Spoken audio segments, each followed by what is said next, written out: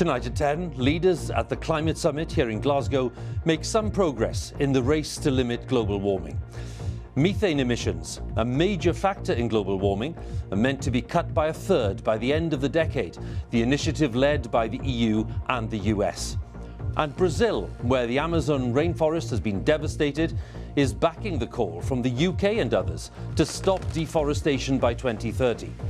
There is still a very long way to go. But all that being said, I am cautiously optimistic. As he prepared to leave Glasgow, President Biden was heavily critical of the Chinese president for not attending, though Beijing did send a team of negotiators. I think it's been a big mistake, quite frankly, for China, with respect to China not showing up. The rest of the world is going to look to China and say, what value added are they providing? Also on the programme tonight, 2 police officers plead guilty to taking and sharing photographs of the bodies of 2 sisters who were stabbed to death in a park in London. At least 25 people are killed in Kabul in an attack on Afghanistan's biggest military hospital. The Islamic State group claims responsibility. Up in the sport on the BBC News Channel, Antonio Conte is back in town. The Italian takes over at Tottenham 24 hours after the former manager was sacked.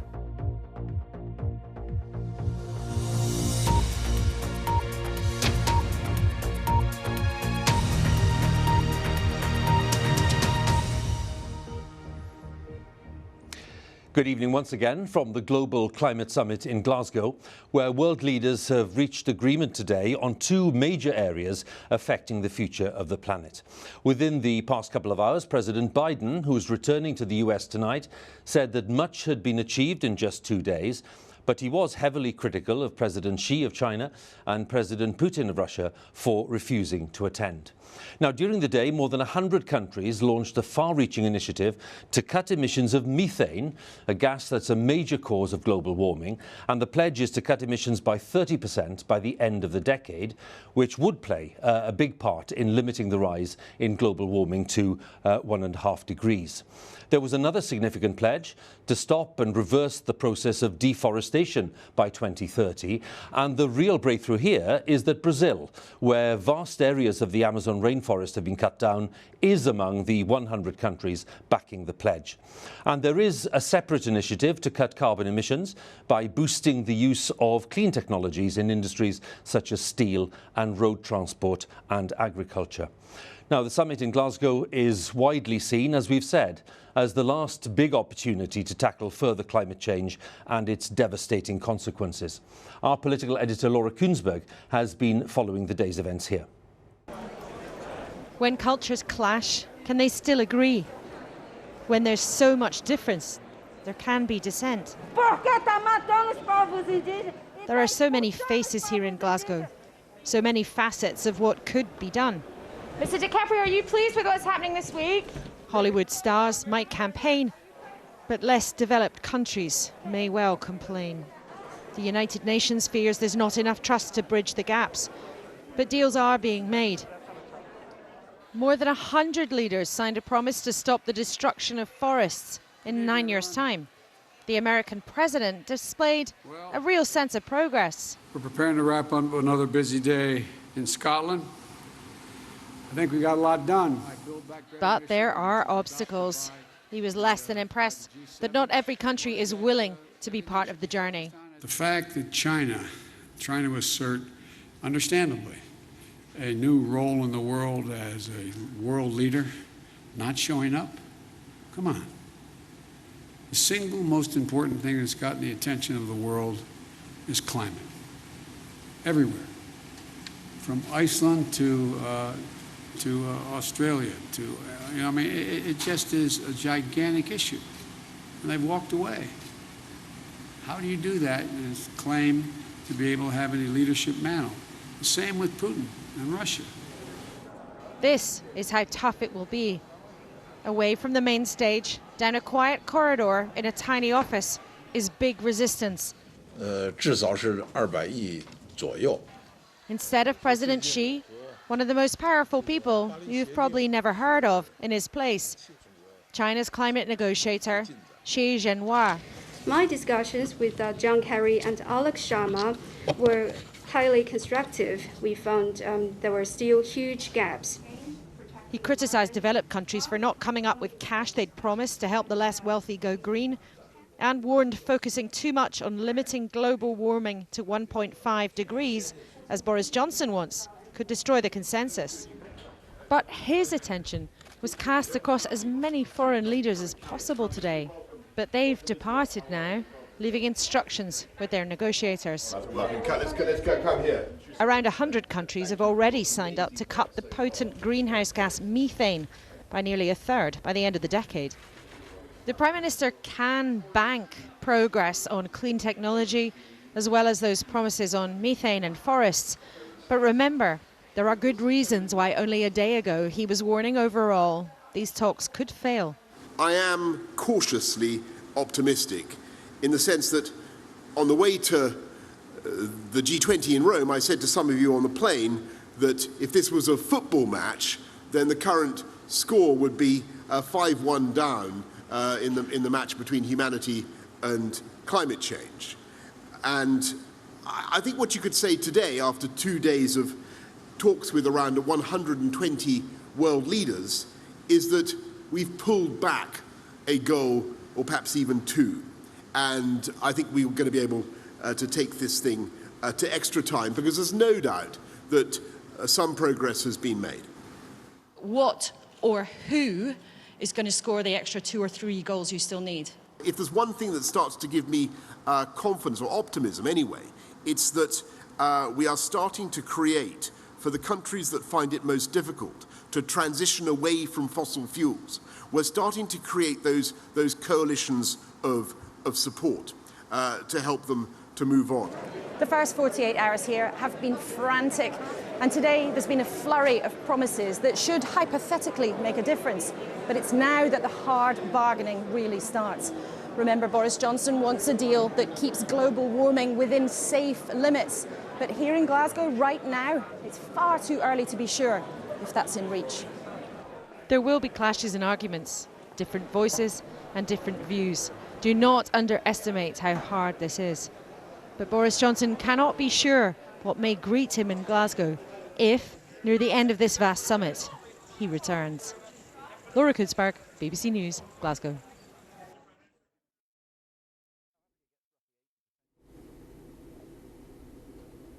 The pledge to cut emissions of methane gas, which is a major contributor to global warming.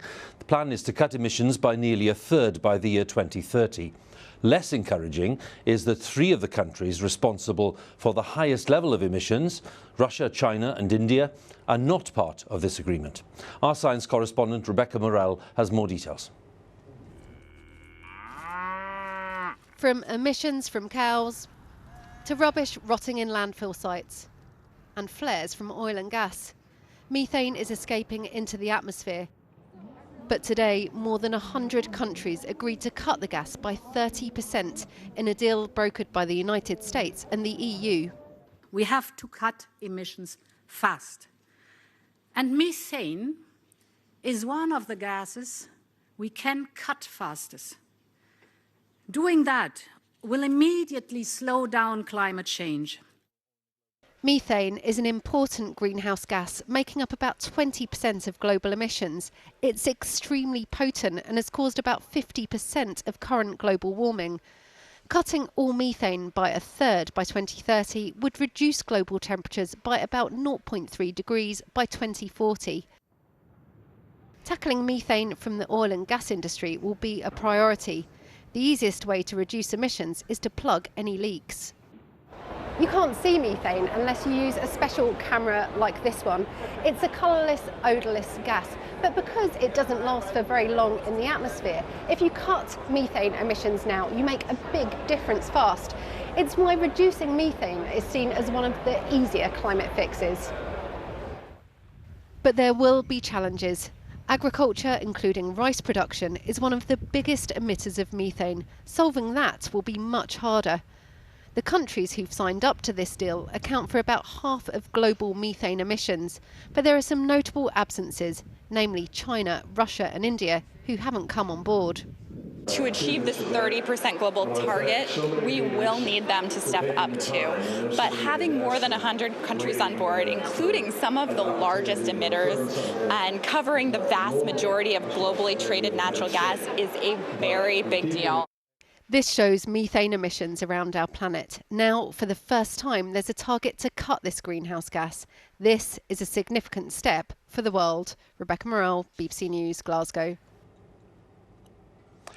Well, the first deal reached earlier today was on stopping and reversing the process of deforestation, again by the end of this decade. Boris Johnson says protecting the rainforests in particular is essential if global warming is to be limited to that target of 1.5 degrees. Trees are vital to life on Earth. They absorb around a third of all carbon dioxide, or CO2, which is emitted annually. But according to the United Nations, an estimated 28,000 square miles of forest are lost every year. That's the equivalent of 36 football pitches every minute.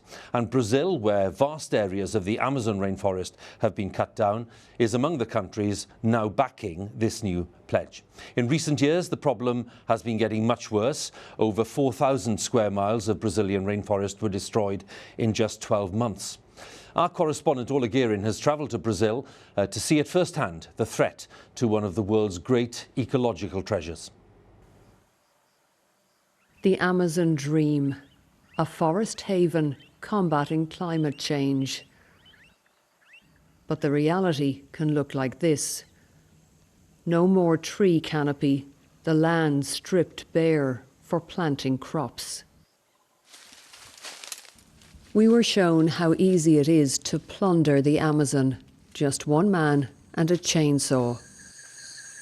Campaigners say illegal loggers have a green light from President Jair Bolsonaro.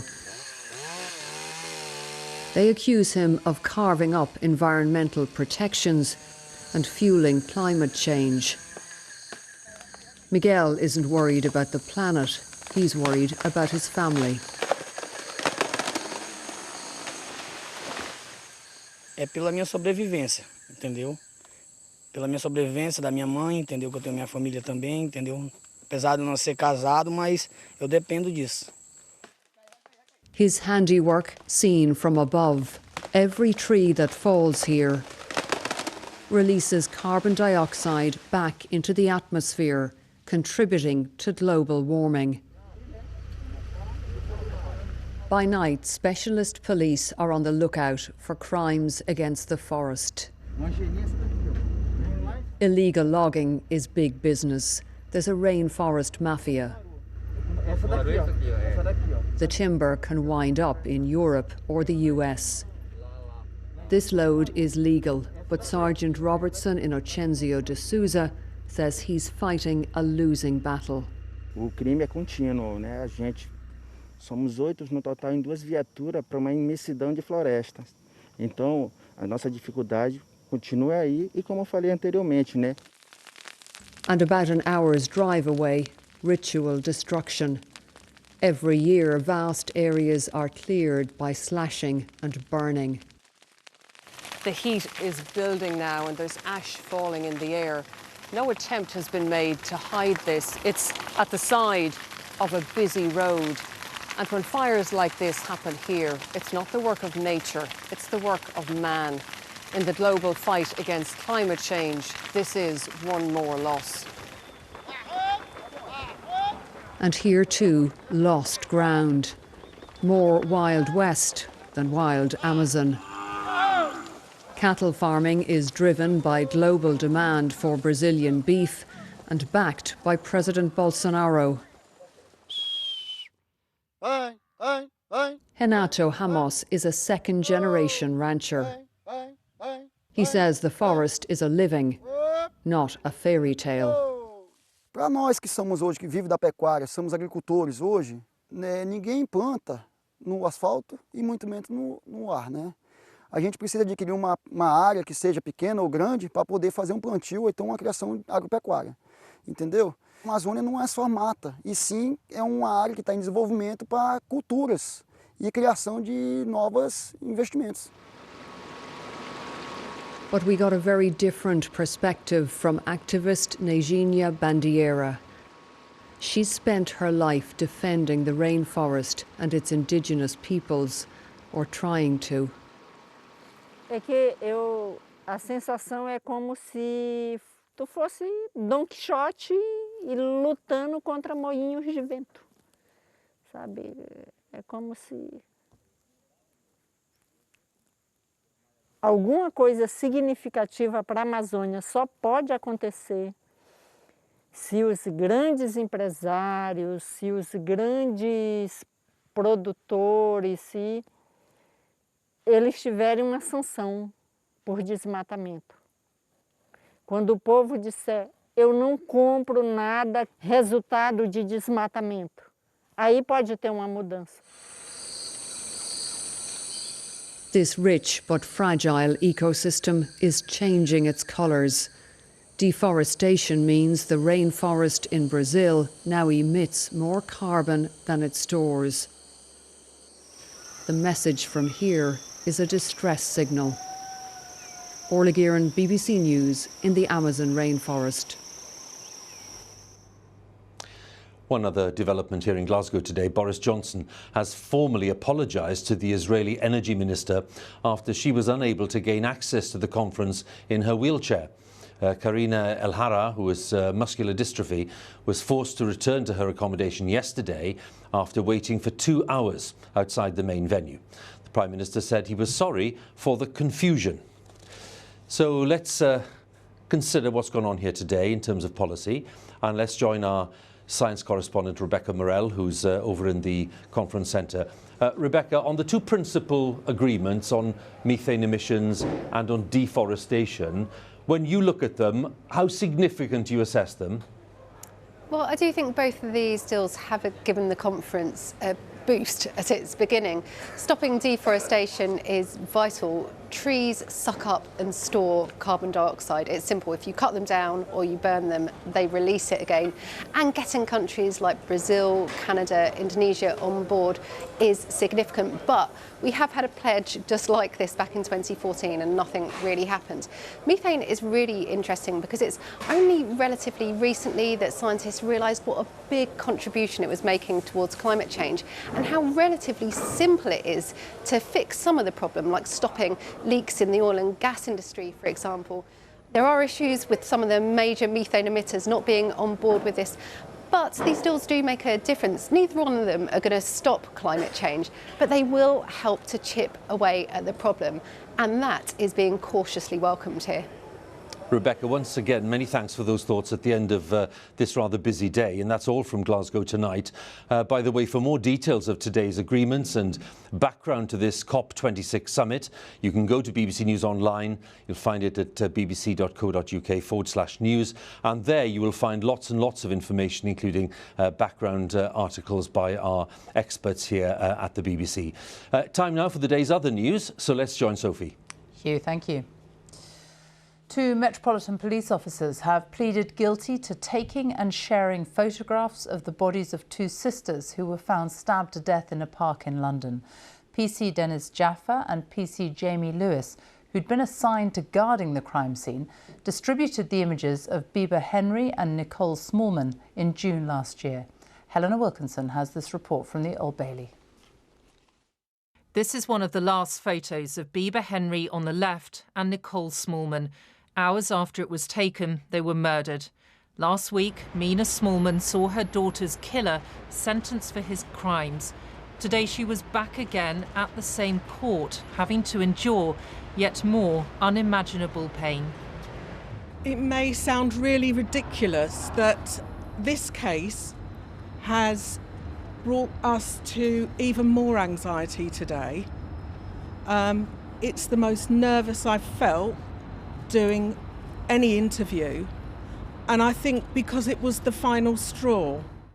These 2 officers were meant to be guarding the area where her daughter's bodies were found, PC Dennis Jaffa on the left and PC Jamie Lewis.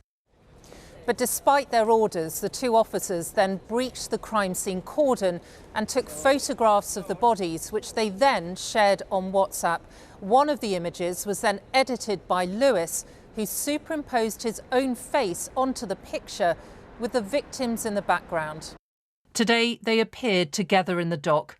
Guilty, they both said, to one count of misconduct in a public office. In a statement, the Metropolitan Police Commissioner Cressida Dick said what former PC Jaffa and PC Lewis chose to do that day was utterly unprofessional and deeply insensitive. I know that it is the view of colleagues across the Met who utterly condemn this behaviour. Outside court, the Independent Office for Police Conduct said there was no place in policing for this behaviour and it had to stop. A culture where some officers don't see anything wrong with sharing deeply offensive messages and where others feel unable or unwilling to challenge has to change, and it has to change now. The two officers who took and shared pictures of the sisters' bodies will be sentenced next month. The judge told them to expect prison sentences. Helena Wilkinson, BBC News, at the Old Bailey. At least 25 people have been killed and dozens injured in an attack on Afghanistan's biggest military hospital in Kabul. A Taliban spokesman said there had been 2 explosions outside the building before gunmen entered. Tonight, the Islamic State group has claimed it carried out the attack. From Kabul, our correspondent Sikandar Kamani reports. Across the road from the attack, families at another hospital watch on in horror. Outside, a man tries to crawl to safety. Inside, mothers and young children terrified.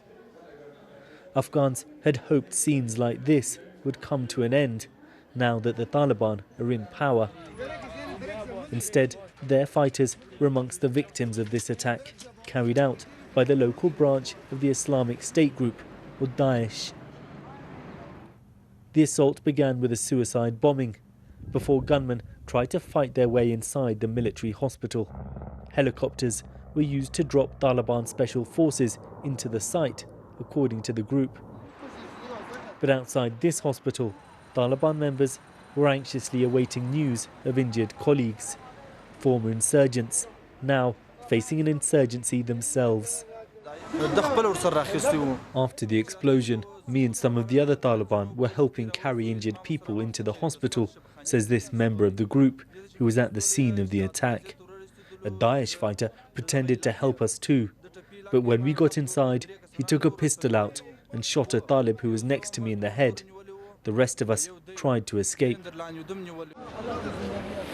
Taliban are insistent on playing down the threat from IS. It's true they don't control any territory, but this is the 5th major attack they're suspected of carrying out since the Taliban took power. IS are challenging the Taliban's core narrative that they're finally bringing security to Afghanistan. IS accused the Taliban of not being hardline enough, and the two are fierce rivals. This new Taliban government is beginning to face many of the same problems as the government they just overthrew. A dismal economy and now rising security concerns. Sikandar Kamani, BBC News, Kabul. Here, the government's latest coronavirus figures show there were 33,865 new infections recorded in the latest 24-hour period, which means, on average, there were 40,068 new cases reported per day in the last week.